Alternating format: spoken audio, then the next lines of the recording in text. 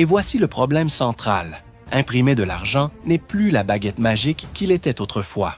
Au cours des 3 dernières décennies, les banques centrales ont pu imprimer de l'argent sans provoquer une inflation galopante parce que la mondialisation maintenait les prix bas.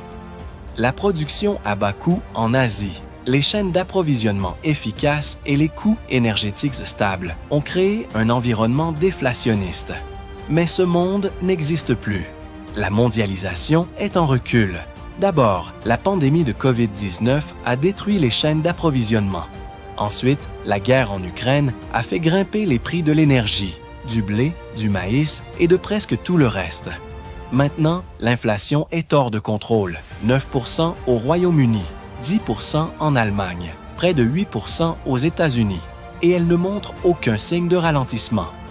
Si les banques centrales continuent d'imprimer de l'argent, elles ne feront qu'attiser les flammes de l'inflation.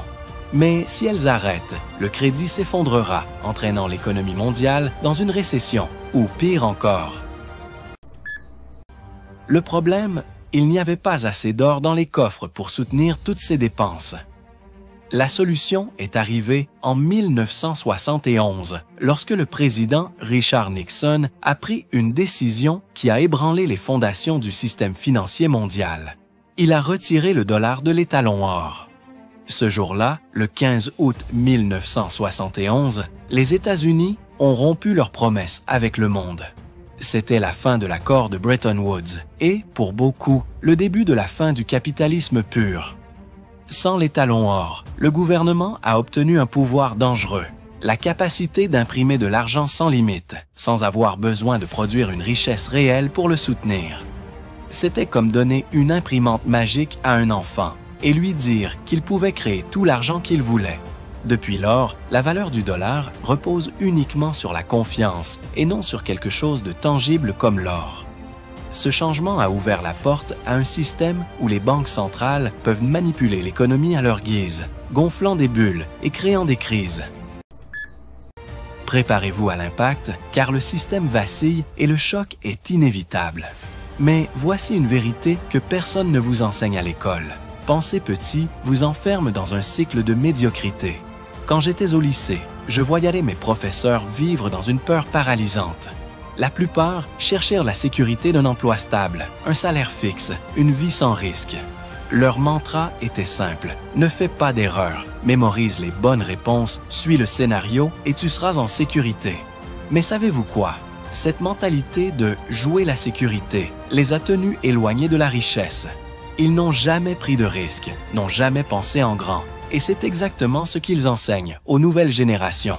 Ils vous programment pour vous contenter, pour vous concentrer sur le micro, sur l'immédiat, sans voir le tableau d'ensemble.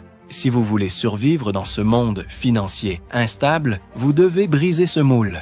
Sortez la tête du jeu à court terme. Cessez de vous inquiéter uniquement du prochain chèque ou de la prochaine facture et commencez à penser en grand. C'est le moment de vous éduquer, de questionner le système, d'investir dans des choses réelles qui ne peuvent pas être manipulées par une imprimante d'argent. Car si vous continuez à jouer selon les règles d'un système cassé, vous sombrerez avec lui. Savez-vous où est passé l'argent du peuple depuis 50 ans? Pompidou, ancien banquier chez Rothschild, amorce un virage discret mais décisif. Relations étroites avec les milieux financiers, affaiblissement progressif du rôle de l'État dans le financement public, début de la libéralisation économique. Et pour ceux qui s'en souviennent, c'est lui qui, en 1973, fait voter la loi interdisant à l'État d'emprunter à sa propre Banque de France.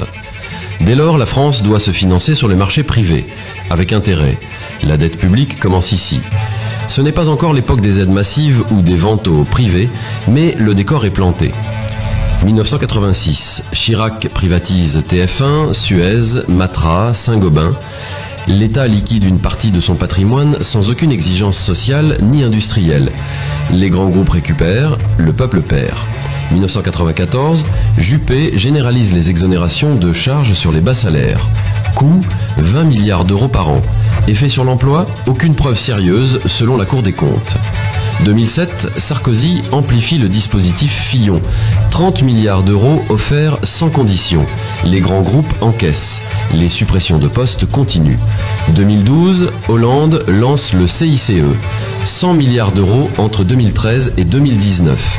Carrefour, Sanofi, Auchan en profitent, tout en licenciant. Aucune obligation, aucun contrôle. 2019, Macron transforme le CICE en exonération permanente, encore 20 milliards d'euros par an versés automatiquement, sans débat, sans évaluation. 2020, crise du Covid, quoi qu'il en coûte. Prêts garantis, aides massives, subventions, Air France, Renault, Sanofi reçoivent des milliards et continuent de supprimer des emplois. 2023, le chiffre tombe. 211 milliards d'euros d'aides publiques versées en une seule année. Cela inclut des aides fiscales et financières à des groupes comme CMA-CGM, l'armateur proche du pouvoir, qui a reçu des milliards en exonération sans engagement clair ni retour mesurable pour la collectivité. 80% sous forme d'exonération fiscale et sociale. Plus de 2200 dispositifs, sans transparence, sans conditions, sans évaluation. 2025, le Sénat confirme le scandale. La commission d'enquête dirigée par Fabien Gay parle d'un système opaque, incontrôlé, inefficace. Mais aucune réforme concrète n'est appliquée. Et pendant ce temps, les services publics s'écroulent, les hôpitaux manquent de lits, les écoles manquent de profs, les retraites sont repoussées, mais les grandes entreprises, elles, encaissent et redistribuent des milliards à leurs actionnaires. Ce n'est pas une erreur, c'est un transfert de richesse, méthodique, organisé, depuis plus d'un demi-siècle. C'est un sketch. Pourquoi ?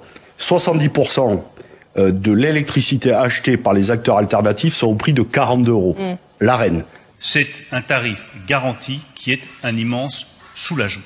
Et je tiens une nouvelle fois à remercier les fournisseurs d'énergie qui ont accepté cette simplicité, ce tarif garanti de 280 € le mégawattheure. Ils ne produisent pas, EDF leur vend à 42 €.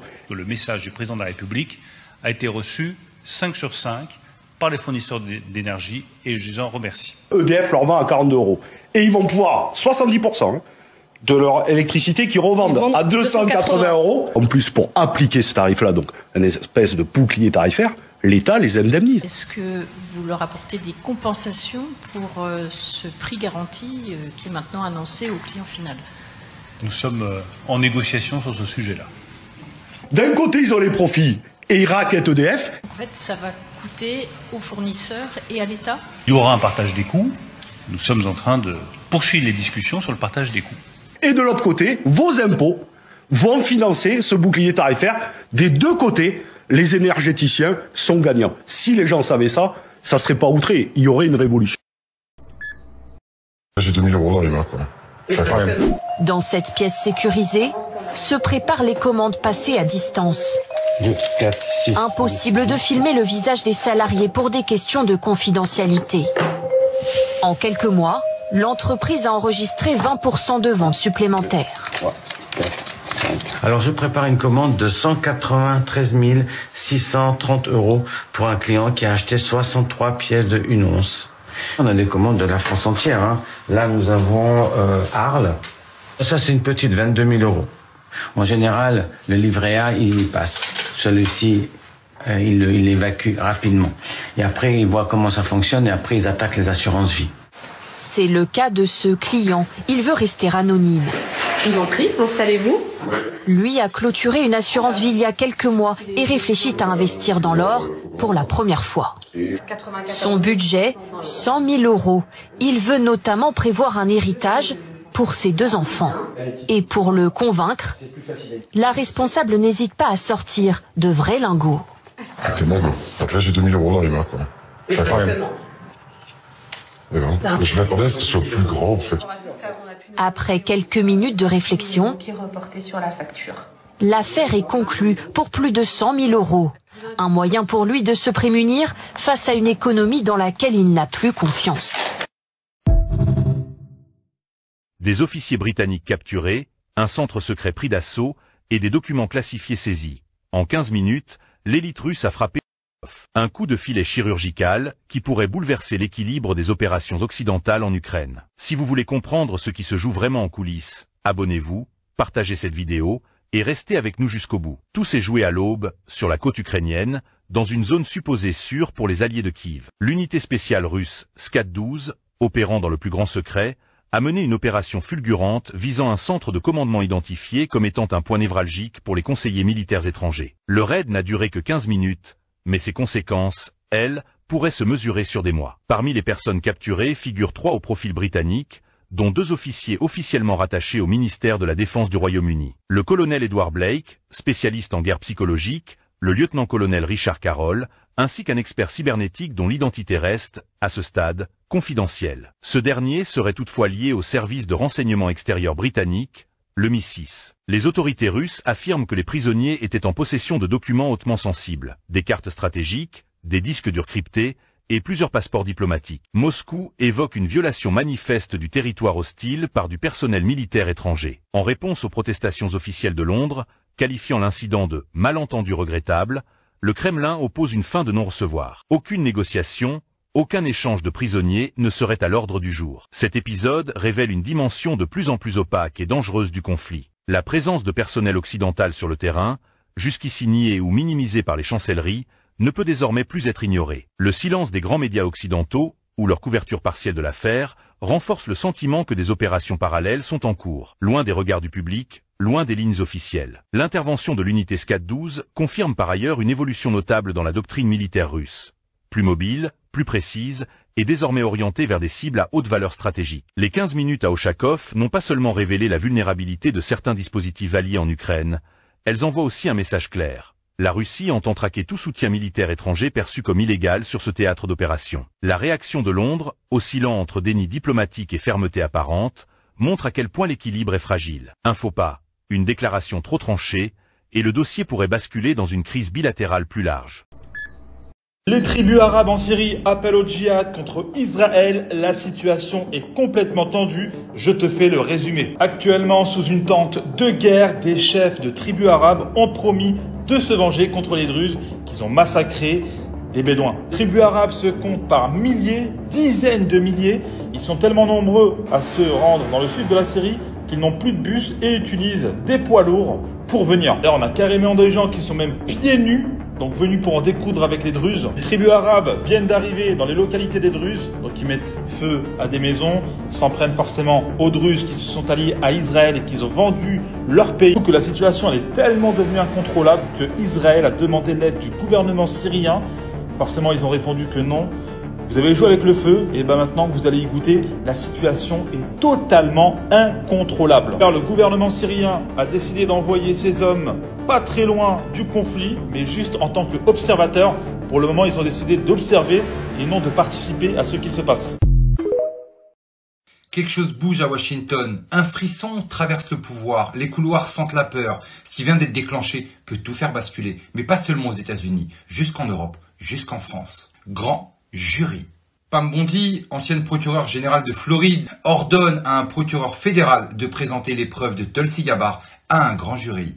Des preuves explosives, des preuves capables d'envoyer devant un tribunal les piliers même de l'ère Obama. Les premiers noms qui pourraient tomber, James Clapper, ex-directeur du renseignement national, John Brennan, ex-directeur de la CIA, 2 hommes au cœur de la machine.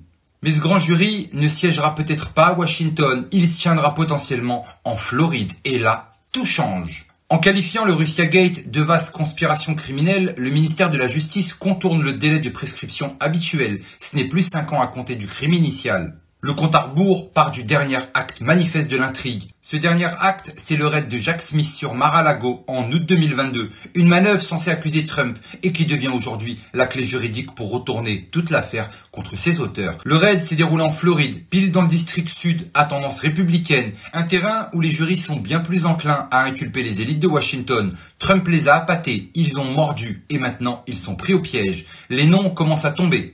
James Comer, président de la commission de surveillance de la Chambre, lance une vague d'assignations à comparaître. Hillary Clinton le 9 octobre, Bill Clinton le 14 octobre, James Comey le 7 octobre. Au total, des dizaines de personnes sont convoquées à témoigner sous serment face aux caméras, face au peuple, et chaque mot prononcé pourrait être utilisé contre eux. Mais un autre fantôme hante cette affaire, Jeffrey Epstein, l'affaire que beaucoup préfèrent oublier. Bill et Hillary Clinton, Comey, Mueller, Garland, tous convoqués, et ils savent qu'ils n'ont aucune preuve compromettante contre Trump. Ils savent aussi qu'ils sont eux-mêmes soupçonnés d'avoir couvert l'affaire pendant des années. Les liens entre le réseau Epstein et les cercles du pouvoir risquent de refaire surface. Les médias, hier si bruyants, se taisent soudain.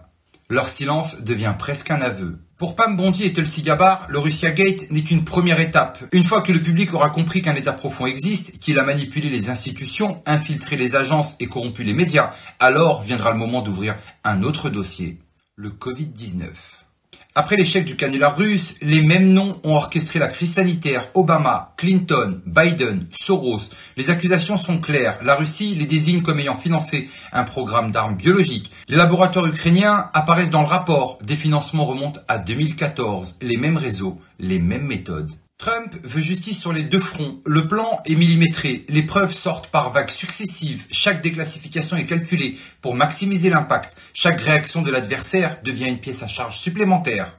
Ils pensaient avancer leurs pions. Ils découvrent qu'ils sont sur l'échiquier de l'autre. Cette stratégie dépasse les frontières américaines. Elle pourrait exposer des complicités internationales, des gouvernements alliés qui ont fermé les yeux, des médias étrangers qui ont répété les narratifs officiels sans poser de questions.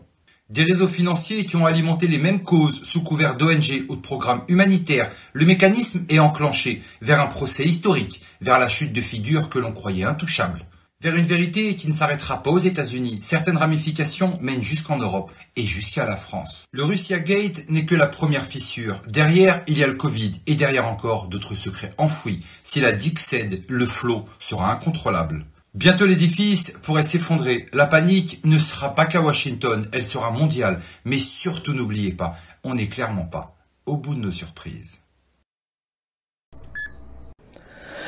Le coup d'État américain, c'est de cela qu'il s'agit aujourd'hui. Alors là, sur votre écran, c'est le compte Truth Social de Donald John Trump. Une photo qu'il a publiée le 1er août 2025 à 17h, passé de 58 minutes. Regardez bien cette photo avec tous ces visages. Obama, Loretta Lynch, James Comey, ancien patron du FBI sous Obama, Hillary Clinton, John Podesta, j'ai parlé dans une vidéo, il faudra faire des recherches là-dessus si vous êtes nouveau. Des noms tels que Omar Abedin, Susan Rice, Aaron Zibli, Valérie Jarrett, John Brennan, l'ancien patron de la CIA, James Clapper, l'ancien patron des services du renseignement national sous Obama, le clan Mueller, Peter Strzok, les supposés intouchables touchés, que Donald Trump a publié sur son compte Truth Social après avoir publié une autre photo concernant Barack Obama, dans laquelle il était dit « Vous voulez voir des tribunaux publics ?» Les États-Unis, non? Ah, vous croyez, parce que vous croyez que l'Union européenne pèse contre les États-Unis? L'Union européenne est placée par l'article 42, je suis désolé, du traité de l'Union européenne. Oui, mais c'est vrai, mais... Bah oui. Eh oui, je connais mes dossiers, excusez-moi. Oui. Ah ça, je crois que tout le monde le sait. Placé par l'article 4. Mais oui, mais si vous préférez des ignorants, c'est votre problème. Mais vous savez, les Français préfèrent les gens qui savent de quoi ils parlent.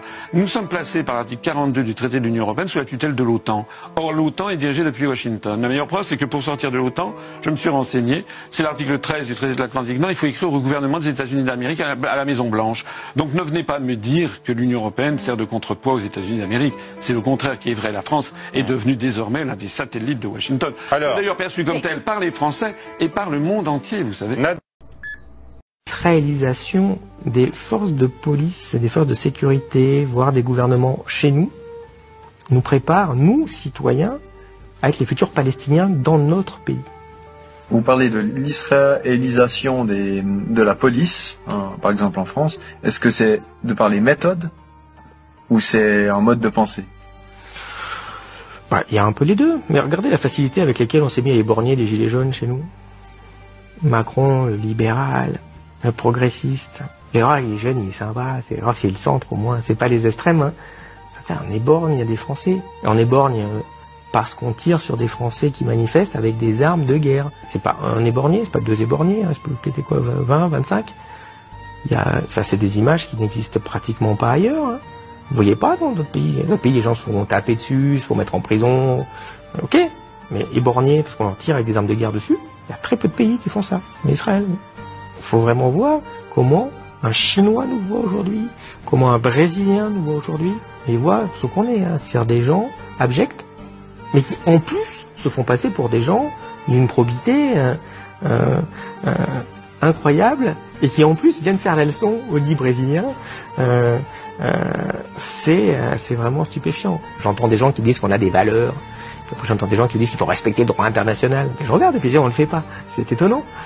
Bon, il y a d'autres pays, ils le font pas non plus, mais au moins, ils disent pas qu'ils le font. Et puis, ils viennent pas nous embêter en nous donnant des leçons, en fait. C'est pour ça qu'on se fait détester par maintenant 7 milliards d'êtres humains sur la planète. C'est en train de commencer à prendre position en territoire africain. Ça va arriver chez nous, ça s'appelle Eurogenfor. Eurogenfor n'est pas constitué que de gendarmes. Quand ça va arriver ici, ça va faire un choc, parce que personne ne s'attend à ça. Si on regarde bien comme il faut la nature exacte de ces gens-là, si on les scanne, on va s'apercevoir qu'ils n'ont d'humain que l'apparence. Ce sont des soldats qu'on pourrait considérer comme venant de l'au-delà pour instaurer de force, par la violence, parce que c'est ultra violent, le nouvel ordre mondial. Et on les retrouve dans les liens avec les terroristes et compagnie, quoi. Donc ce sont des personnes qui sont là pour mettre en difficulté la population et l'État qui est en place. Par exemple, lorsqu'on parle de Rogenfort, tout à l'heure vous avez présenté Rogenfort comme la force de gendarmerie de l'Union européenne. Sauf que ça n'a rien à voir avec l'Union européenne. Donc c'est là l'ambiguïté. Dans le rapport du Sénat, Eurogenfort a pour origine les armées secrètes de l'OTAN, l'ADIO. Et donc il arrive à un moment donné où ces armées ne parviennent plus à se faire financer au niveau privé. Et donc Alliot-Marie va intégrer Eurogenfort dans les comptes de l'État. Eurogenfort est mis en place par la France, mais en collaboration avec l'Italie, l'Espagne, le Portugal et les Pays-Bas. Le siège se trouve en Italie, les locaux sont gracieusement prêtés par l'Italie, et la langue officielle, eh bien, c'est l'anglais. Alors, ce qui est important aussi de noter, c'est que cette armée, eh bien, a l'immunité. Alors, qui a donné l'immunité à cette armée? Bonne question. Et Eurogenfort est dirigé par un conseil de ministres interministériels qu'on appelle le CIMA. Alors, ils ont aussi la possibilité d'intervenir dans tous les pays sans demander l'autorisation à l'État concerné. Alors, pour financer cette armée, eh bien, c'est là que le gouvernement français va geler des lignes de budget auprès de la gendarmerie et de la police. Voilà. Donc c'est pour ça que notre gendarmerie, notre police va se retrouver en difficulté parce que les budgets ils vont piquer dans les budgets du ministère de l'Intérieur et aussi des armées pour pouvoir financer cette armée parallèle, puisque c'est une armée parallèle. Avez-vous une idée du budget dont vous parlez, le budget français par exemple, pour Eurogenfort?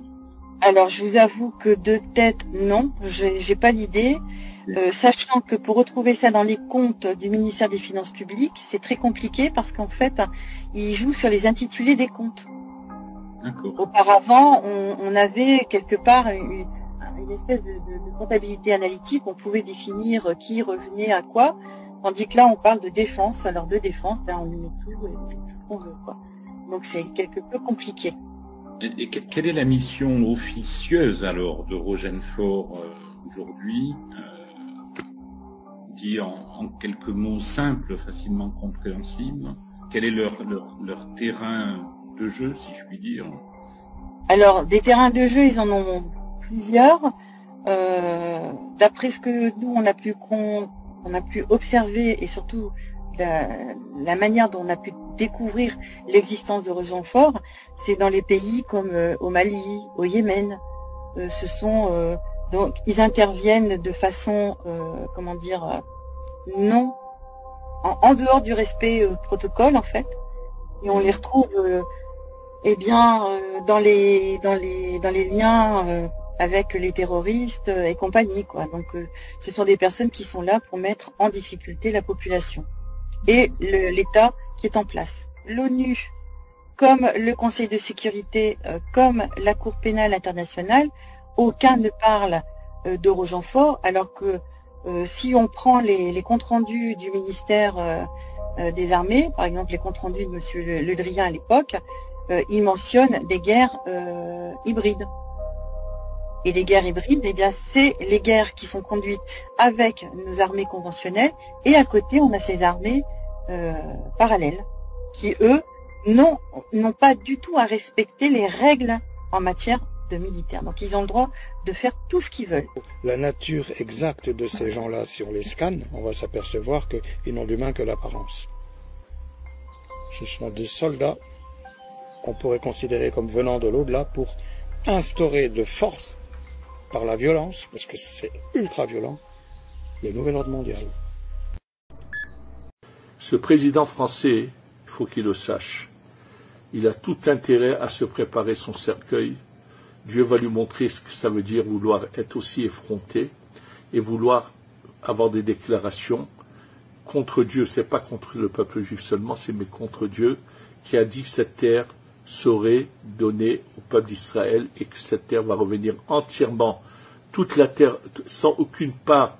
Ces gens qu'on appelle ces Palestiniens qui sont des nomades qui étaient de passage, qui se sont installés là, je leur conseille vivement de se dépêcher de faire leur bagage et de s'en aller parce qu'ils ne pourront pas rester dans cette terre-là, quoi qu'il arrive. Aujourd'hui, j'aimerais vous parler plutôt d'un scandale qui amènera, j'espère, à de très très nombreuses actions. J'ai appris pas plus tard qu'hier que en France, là, à l'heure où je vous parle, il va y avoir 8 puits pétroliers qui vont arriver. C'est-à-dire qu'on a eu un avis favorable de la commission de Carole Ancla au niveau de Arcachon en Gironde. C'est la société Vermillon, société canadienne, qui a eu le feu vert pour l'instant pour commencer 8 nouveaux puits de pétrole. Et là où c'est extrêmement cynique, c'est pile à l'endroit où, il y a pas plus tard qu'un an, on a perdu 7000 hectares. Hein. On s'en souvient, c'était les endroits où il y avait des flammes terribles. La Teste de Bûche, c'est exactement là, où il y avait les dunes du Pilat en feu, où il y avait des forêts sublimes qui ont disparu sous nos yeux. Eh bien, c'est au même endroit qu'ils ont décidé de faire 8 nouveaux puits de pétrole. Et ils appellent ça, en plus du pétrole, à circuit court, ce que je trouve assez drôle, hein, parce que c'est comme si on se disait... Quel intérêt dans ce cas de faire, pourquoi pas une arme recyclable aussi, ou alors un tank à énergie verte. C'est ce même niveau de cynisme criminel pour moi. Et c'est en train d'avoir lieu. Le préfet a 3 mois pour donner, oui ou non, son feu vert. Donc on a peut-être encore un moyen là maintenant de dire non, de dire stop, et de rappeler que la France s'était engagée à sortir des énergies fossiles. Et surtout, on a voté une loi hydrocarbures en 2017 qui s'appelait la loi Hulot, qui disait en France il n'y a plus d'exploitation, plus de recherche sur des nouveaux puits, puis sur les puits existants, ils doivent arrêter en 2040. Et petit astérix en bas, eh bien on a eu Vermillon qui a eu une prolongation. Donc eux, ils ont eu le droit, ils ont eu un passe-droit. This is where you use the word dangerous. This is where the weaponization of the intelligence community can have such a dangerous outcome that is really impossible actually to measure. When we look at a sitting president of the United States and President Obama unhappy with the outcome of the election and making the appearance of a peaceful transition of power, priding himself on it over and over and claiming to be the champion of democracy, and yet launching what we now know came from President Obama was a covert mission, essentially, to subvert the will of the American people, create this lie that would challenge the legitimacy of President Trump's election and the 4 years of his administration, resulting and affecting in what was truly a years-long coup. This is why it's so important. And I just keep repeating myself over and over again, because you look at the evidence that we released. We have to look at it within the greater context of what happened in the months leading up to that election in November 2016 and what followed in the years after, in order to understand or get a glimpse into the true implications of this. Why do you think Barack Obama did that? He'd served 8 years. He was going out on a high. What was he so frightened of with Donald Trump that he needed to sabotage him? I haven't seen any intelligence that reflects his inner thoughts or intentions with this. But again, I think you can take a step back and just recognize at face value, if Hillary Clinton had won that election, this would not have happened. What you just mentioned was really the key point here, which again, the mainstream media won't pay attention to, which is Russia believed, or Russia actually claimed to have had very, very negative and derogatory information about Hillary Clinton.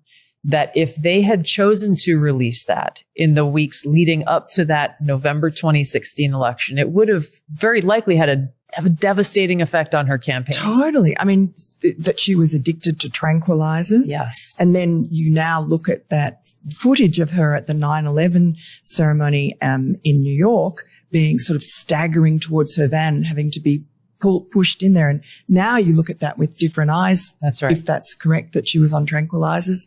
And there was a whole lot of other negative, that she had a strange hysteria, sort of laughing and crying, and what other sorts of negative things? That essentially the documents that Russia claimed they had portrayed Hillary Clinton as having mental health challenges that would result in fits of laughter and fits of rage.